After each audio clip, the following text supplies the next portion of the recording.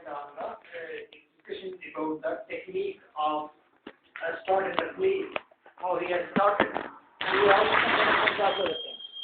First of all, it is not necessary कि आपको हर चीज पढ़ाई जाए, हर चीज आपको बताई जाए, हर एक लाइन के अंदर मौजूद हर एक चीज को वाज़ेह किया जाए। बेटा मैं बार बार कह रहा हूँ, आप अपने को तोड़ें। यहाँ आके मेरे सामने बैठे मैं कुछ भी ना बोलूँ, आप बैठे हो क्लास फिर भी हो जाती है। मैं आप आ रहा हूँ तो मैं यहाँ पर चीज़ें काट काट के खा रहा हूँ या खिला रहा हूँ तो क्लास फिर भी हो जाएगी। मे भी उस पूरी क्लास में मैं एक सेंटेंस कहूँ, कोई ऐसी बात कहूँ, क्लास फिर भी हो जाती है। भाई आप क्यों गुलाम बनना चाहते हैं? पहली बात तो ये है, आप क्यों ये चाहते हैं कि हर चीज़ आपको मैं ही बताऊँ, लाइन टू लाइन। मैं आता हूँ अपने फौरन पढ़ाना शुरू करें। आप ना कुछ बताते हैं ना डिस्कस करते हैं। Basically basic thing is that I will indicate things, I will guide you. लेकिन अगर आप कहें कि हर चीज़ को मैं एक चीज़ को बताऊंगा तो नुकसान आपका है, मेरा नहीं है। मैं तो मज़े ले लूँगा, इंजॉय करूँगा। ये रिश्ता के ड्रामा है जो कि आप 2 दिन छुट्टी थी, 2 दिनों में आपको ड्रामा खत्म करके यहाँ आना चाहिए था। तो आप मुझे आधे स्टूडेंट कहते हैं सर ड्रामा तो मैंने खत्म कर लिया है लेकिन उसके में ये चीज़ पॉइंट्स आ गए। तो 2 दिन गुजर जाते हैं, 2 दिन में आपका ड्रामा खत्म नहीं होता। आप इंतजार में होते हैं कि जाएंगे तो आगे बढ़ेंगे ना। तो ये चीज़ आप टेंशन निकालें। क्यों जी, क्या कहते हैं आप इसके बारे में? तो फर्स्ट डिबेट जो मैंने की थी, गुफ्तगू जो मैंने की थी, मैंने रिकॉर्ड भी कराई थी आपको। तो उस दिन में बहुत सारे पॉइंट खोले, वो इतने पॉइंट मैंने खोल दिए थे कि आप एक बार ड्रामा पढ़ के तो उन पॉइंट को क्लियर करते कि क्या जो सर बता रहे थे वो पॉइंट इसमें मौजूद हैं, क्या वैसा कुछ है या उसके अलावा बहुत कुछ है। तो आधे वो साल हो जाते, आधे नई चीज़ें आ जाती है आपके पास क्वेश्चन पूछने के लिए ना। ठीक है, अब मैंने जब स्टार्ट के बारे में कहा, मुझे स्टार्ट के बारे में, तो आपका ज्यूम नहीं बन रहा, आप फोकस नहीं कर पा रहे कि स्टार्ट कैसा है। देखिए, अगर स्टार की बात करें तो वो ऐसा घर दिखाया गया है जिसमें हमें टिंट नजर आता है एरिस्टोक्रेट फैमिली का, और उनके डायलॉग से अंदाजा होता है कि फैमिली असल में मिडिल क्लास है जो एरिस्टोक्रेट मूड की तरफ क्रीप कर रही है या हार्मोनाइज कर रही है या अपने को सेटल कर रही है। स्टार में आप ये कमेंट कर सकते हैं मुझे, वेरी सिंपल। आप कहते हैं कि जी डिस्क्रिप्शन जो चीज़ों की बताई गई, एक एक चीज़ की बताई गई है, तो उससे हम एकदम बोरियत फील करते हैं। और उस बोरियत का क्या फायदा होता है? Because if we are expecting as a spectator, अगर हम ये एक्सपेक्ट कर रहे हैं कि यहाँ जो ही आएंगे तो हमें कोई एक बहुत ही जिगेंटिक क्रैकर नजर आएगा, बहुत बड़ी खलबली होगी या एक जंग का मंजर होगा या समंदर में कोई शिप डूब रहा होगा या इसका कोई सीन होगा, नथिंग। आप फर्स्ट ऑफ ऑल देखते ही उसे बोरियत महसूस करते हैं, और बोरियत महसूस करने के बाद आप फौरन समझ जाते हैं जब आपका फोकस एक एक चीज़ पर होता है कि पियानो किस जगह पर है, बंच किस जगह पर है। तो ये बोर्डम से ही ये सेंस डेवलप होता है आपका कि आप एक एक चीज़ को कंसीडर करने लग जाते हैं। जैसा कि कोई आए इस रूम के अंदर और उसने मुझसे कोई अमाउंट लेनी हो, उसने मुझसे 50,000 लेना है, वो शख्स आएगा, his focus will be on this big incident कि जी 50,000 किस शक्ल में होंगे, किस तरह के होंगे, असली होंगे या नकली होंगे, और ये मुझे शख्स दे देगा या नहीं देगा। तो मुझे वो अपने पैसों पर फोकस करेगा, लेकर चला जाएगा। अगर जब वो बाहर पहुंच जाएगा, अगर आप उससे क्वेश्चन रेज करेंगे बिकॉज ही वॉज स्पेक्टेटर, आप उससे पूछेंगे जब आप अंदर गए तो आपने भुट्टो साहब की शख्सियत को कैसा पाया, आपने टेबल कैसी पाई, चेयर कैसी पाई, कौन सा एनर्जी सेवर था, ही विल फेल। वो फेल हो जाएगा ये बताने में, because he was not sensitive, because एक बिग इंसिडेंट उसके पास था। तो मैं प्योरली बात टेक्निक की कर रहा हूँ।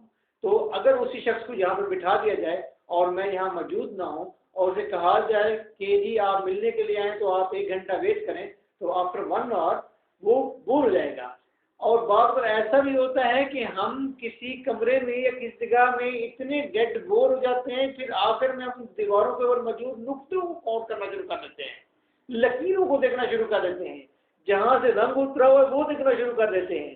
तो ये सेंस कहाँ से आता है? आउट ऑफ बोर्डम आता है ना।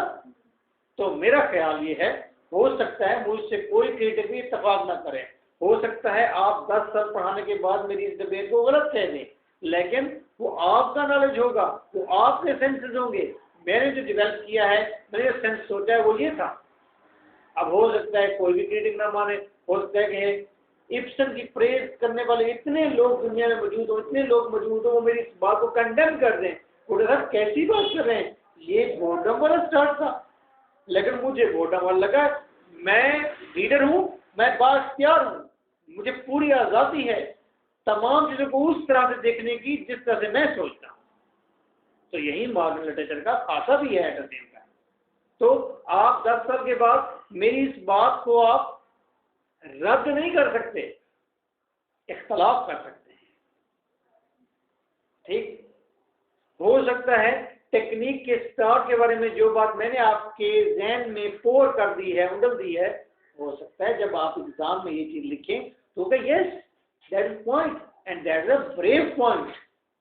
ये तो बड़ा ब्रेव पॉइंट है कि बाकी एक लीडर को बोर्डम फील हुआ है। आउट ऑफ बोर्डम वो कह रहा है, स्टूडेंट या स्कॉलर कह रहा है, आउट ऑफ बोर्डम क्या चीज निकल रही है, सेंस डेवलप हुआ है। किस चीज का सेंस? सेंसिटिविटी पैदा हो गई है, सेंस ऑफ सेंसिटिविटी। क्या एक एक चीज को गौर देख रहे हैं कि यहाँ से कोई सांप निकलेगा, यहाँ से कोई धमाका होगा, यहाँ से कोई बड़ा इश्यू होगा, यहाँ से कोई पिस्टल निकल आएगा, यहाँ पर कोई बड़ा इंसिडेंट हो जाएगा। तो सबसे पहले स्टार्ट के बारे में मेरा जो व्यू था, एक ऐसी एरिस्टोक्रेटिक क्रीपिंग सिचुएशन क्रिएट की गई है और ऐसी इंट्रीग्स दिखाई गई हैं, मतलब इस तरह की वॉइसेस शो की गई हैं, इस तरह के डायलॉग थे जो ओवरऑल व्यू किस चीज का देते हैं, बोर्डम का। आउट ऑफ दिस बोर्डम तमाम स्पेक्टेटर सेंसिटिव हो जाएंगे और सेंसिटिव होकर उस चीज को एनालाइज करना शुरू कर देंगे। अच्छा, एक और पॉइंट देखिए, अभी सेकंड पॉइंट की तरफ आ रहा हूं मैं।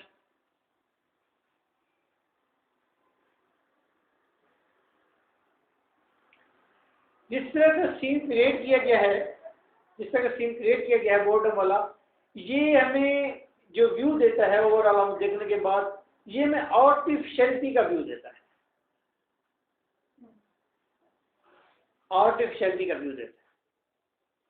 अगर हम इस आर्टिफिशियलिटी को कंसीडर कर लें कि yes there is bit artificiality, जिस तरह से घर को फर्निश किया गया है, जिस तरह के चीज़ों को प्लेस किया गया है, जिस तरह के डोर दिखाए गए हैं, जिस तरह के फ्रेंच विंडो दिखाई गई, थोड़ी सी आर्टिफिशियलिटी का इसमें एलिमेंट आ जाता है।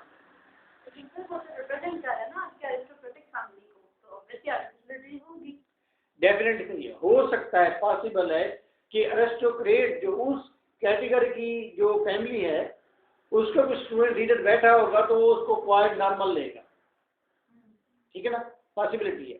लेकिन फिर भी नॉर्मल भी लेगा तो एक जो ओरिजिनल बायर होगा, चाहे वो अरिस्टोक्रेट फैमिली से क्यों नहीं है, वो अपनी अरिस्टोक्रेटिक आर्टिफिशियलिटी को एक्सेप्ट करेगा। Yes there is something artificiality, even कि अरिस्टोक्रेटिक है, मैं भी वैसे माहौल में रहता हूँ, फिर भी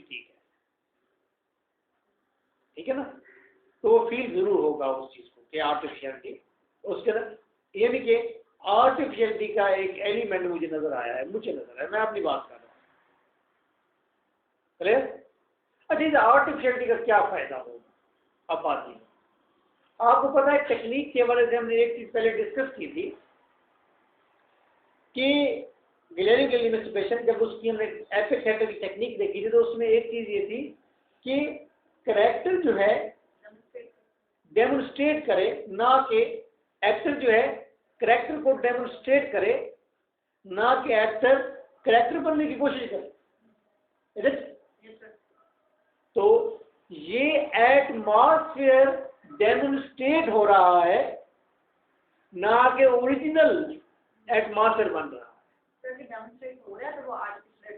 जी आर्टिफिशियल, अब मैंने ये पॉइंट को यह उठाया था आर्टिफिशियलिटी से, आर्टिफिशियलिटी को मैंने किस चीज से लिंक किया, डेमोन्स्ट्रेशन से, और डेमोन्स्ट्रेशन और आर्टिफिशियलिटी जो डेमोन्स्ट्रेशन में तब्दील हो गई है इस वक्त, इस डेमोन्स्ट्रेशन का फायदा क्या होगा? नहीं, ये जवाब ना दे, कोई और जवाब दे, क्योंकि we can't say that is the epic theatre, because मैंने पहले लेक्चर में कहा था, हर एक राइटर का अपना टेक्निक है, मॉडर्न राइटर का ड्रामा लिखने का। तो ये डेमोन्स्ट्रेशन जब हो गया है तो वहाँ कैरेक्टर की डेमोन्स्ट्रेशन थी, यहाँ पर किसी की डेमोन्स्ट्रेशन आ गई सिचुएशन की या एटमॉस्फेयर की डेमोन्स्ट्रेशन आ गई।